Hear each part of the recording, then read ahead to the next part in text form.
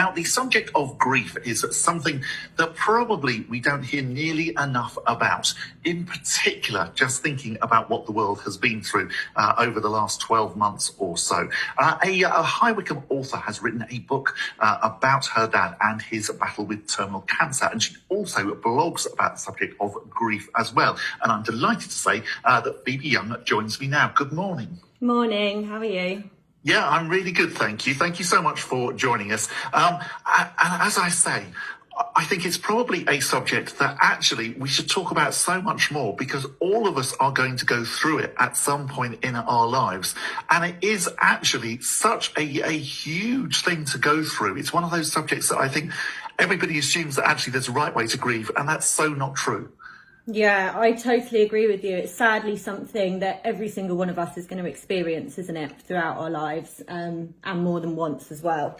And there just seems to be such a stigma around grief. It's something that we don't feel comfortable talking about. We don't feel comfortable in ourselves of our own grief. We don't feel comfortable addressing somebody else that's grieving. It's a really hard subject, and it leaves a lot of emotion, I feel, that doesn't get dealt with and healed in the right way when you can't express yourself properly, when you don't feel safe to express yourself. So I just feel there's a lot of work that needs to be done to normalise grief so that we can express and connect and really, go into that journey together and support one another more. And that's such a good word to use, I think, normalise grief, because I think when you're going through it anyway, there are so many questions that you have. Just, is this right? Is this okay? On one day you might be feeling all right. You might be feeling quite up. On another day you might be feeling really, really down.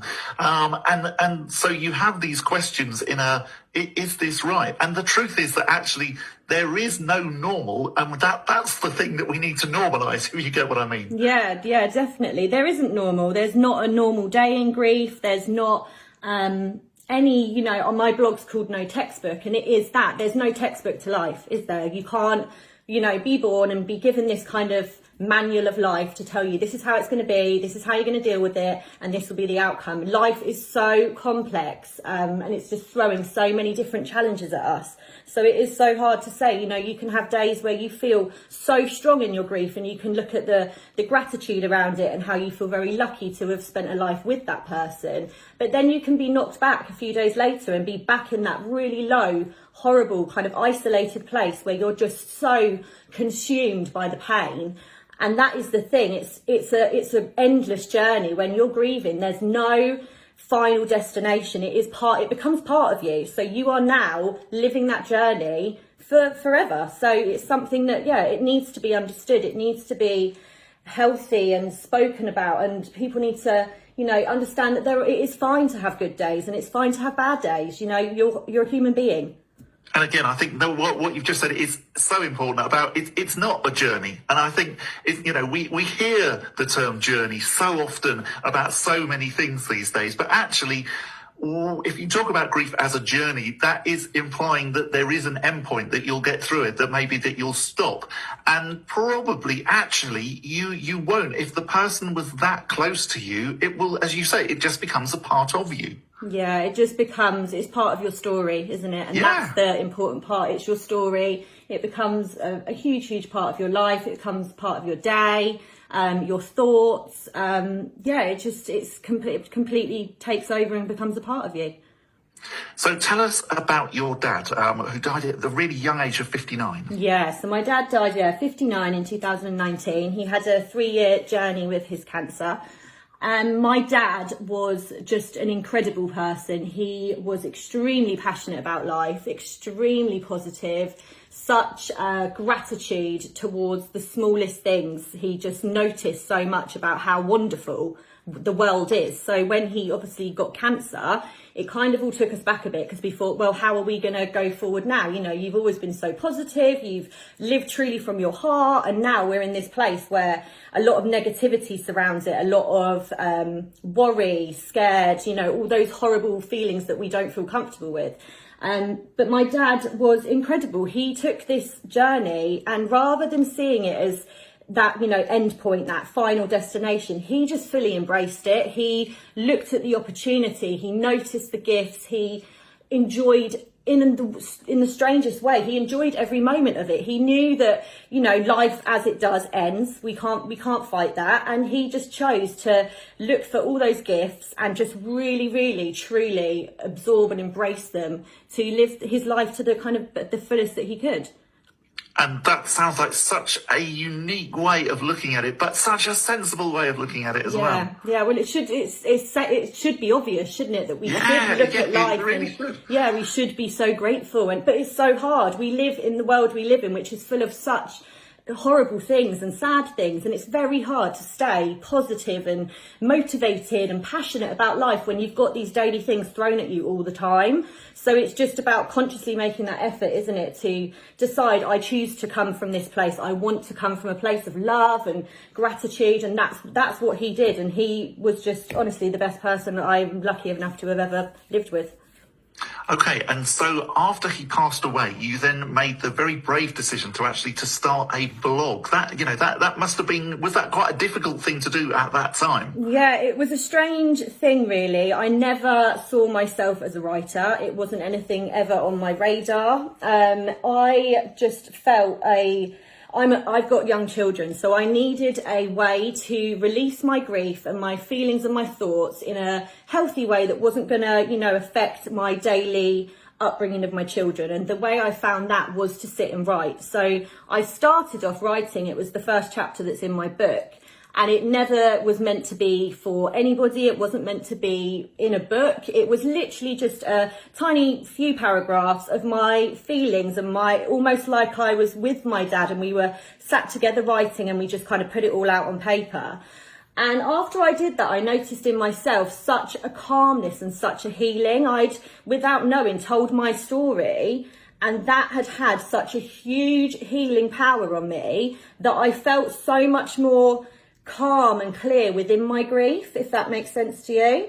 Yeah, definitely. So I went on from that to writing my blog, and I really feel, like we said at the beginning, there is so much fear about talking openly about grief, but there shouldn't be. Mental health a few years ago used to be such a taboo subject, but now it's so accepted, and that is what we need to get with grief, that it is so normal. Every single person grieves, and we need to find a way to share our stories with each other, to find a healing within it, because we still have to live, with that pain, and we need to live to the best that we can. Yeah, and I think it's so important to actually then have an idea of what you're possibly going to be going through with regards to grief, and even just with regards to some of the things that you have to do when somebody close to you dies.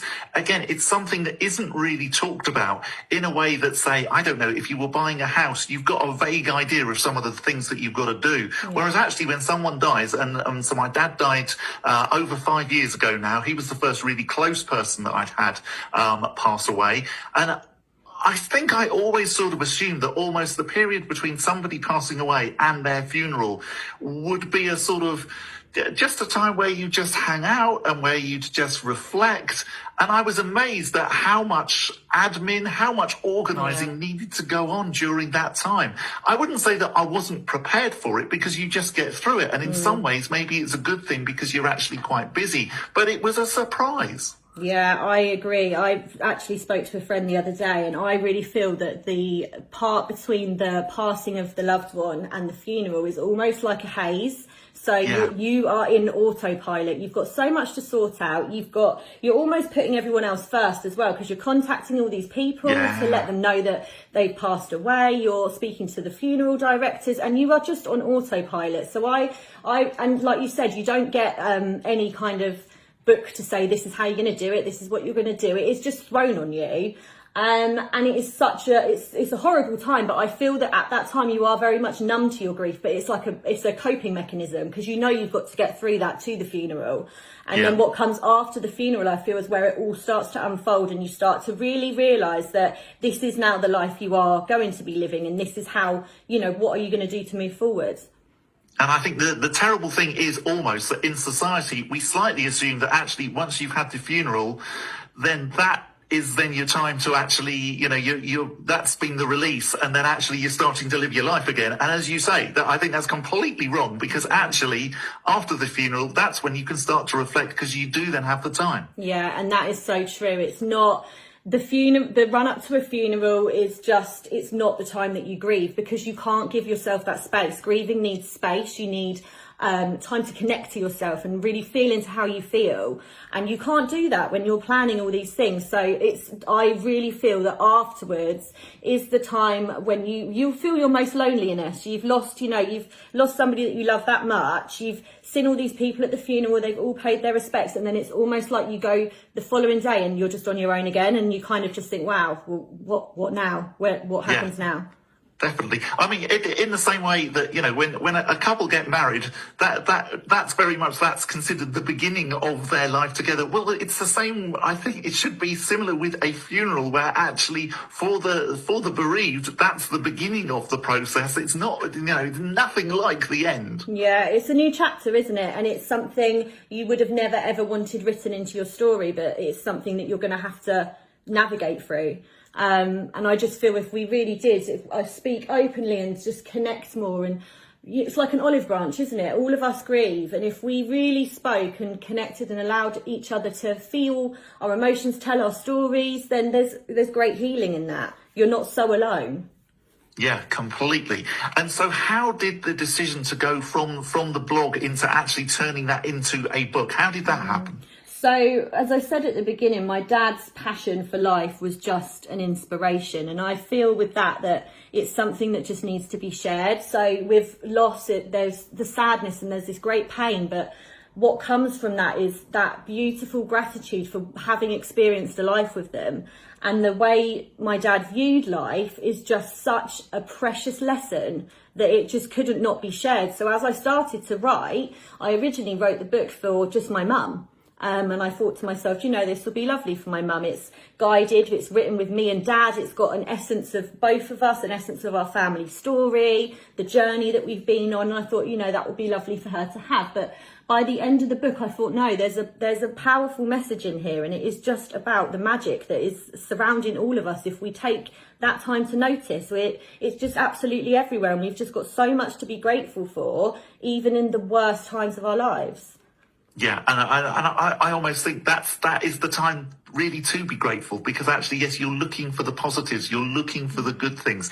In the same way, just with regards to, say, the time of year at the moment, the one thing that I think is keeping us going through sort of January, which is always, a difficult month, is the thought of spring. It's the thought of better weather, better times. And that's true, I think, when you're going through tough times as well. Yeah, and it's we look forward, don't we, to when we can reconnect to each other, and that's it. Human beings rely on physical connection, on hugging each other, on being connected in our hearts, and at the moment we're feeling very much disconnected, aren't we? We're very isolated. So there's just so much that we need to hold on to in order to move forward. Otherwise we will just get stuck and swallowed in that darkness of grief, which is so fine to be there. It's so fine to feel that darkness, but you can't stay there. You can't stay in those darker parts. You have to find a way to look for that light and move forward. Otherwise you will just live you'll just live in your pain, and that's a horrible place to live from. And I think you always have to remember that actually the person who's gone would not want that. If you could speak to them, they would say, well, no, go and live your life. Yeah, and live for them. They sadly were, they're not alive anymore, and they can't be here to live. So live for them. And with that book, that is the message. Just live for the moments. Live, every day at the moment is very samey. We're all sat at home. A lot of us are working from home. We're homeschooling. But there are gifts in each day if we just take the time to really look for them. Yeah, absolutely. Okay, so where can people find the blog, first of all? So my blog is www.notextbook.co.uk, and I've got over 20 blogs on there, and it's just a journey, a raw expression. It's very open, lots of different subjects around grief. So that is on the internet for everybody to read.